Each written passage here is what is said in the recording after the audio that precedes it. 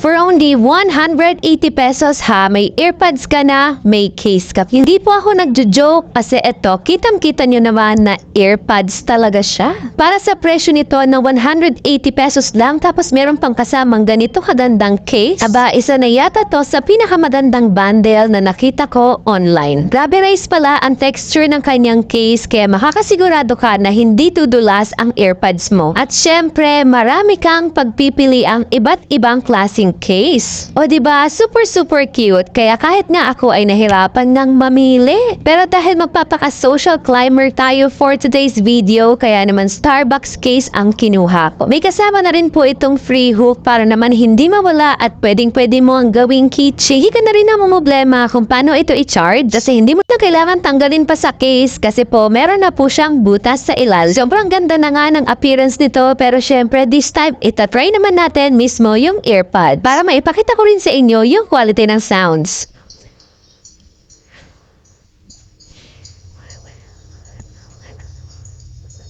Again, this is only 180 pesos. May earpods ka na, may case ka pa. Obe, i-click mo na yung yellow basket.